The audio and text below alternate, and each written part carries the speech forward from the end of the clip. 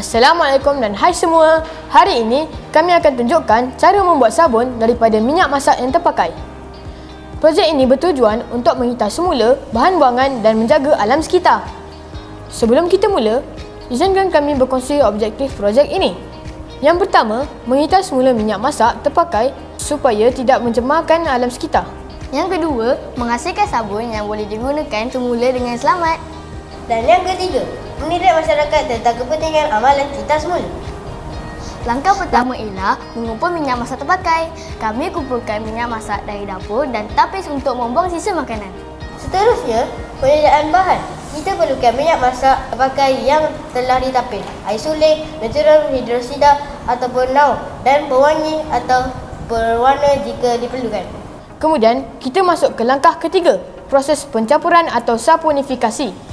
Larutkan nauh sebanyak 150 ml ke dalam air dengan perlahan-lahan. Hati-hati sebab ia boleh menjadi panas. Selepas itu, campurkan dengan 150 ml minyak dan kacau sehingga campuran menjadi pekat seperti bubur.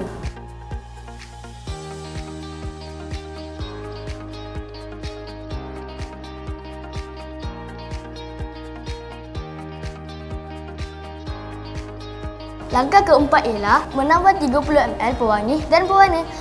Masukkan sedikit pewangi atau warna dan kacau hingga sebati.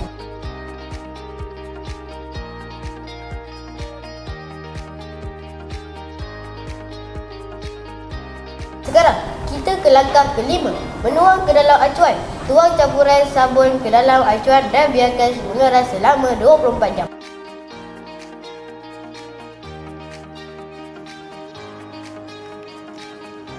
Selepas sehari, keluarkan sabun daripada acuan dan teruskan dengan langkah ke-6, proses pengeringan. Biar sabun kering selama 2 hingga 3 minggu supaya keras dan tahan lama. Akhir sekali, langkah ke-7, sabun siap digunakan atau dijual. Inilah hasil sabun kita semula yang bersih, selamat dan bersalam.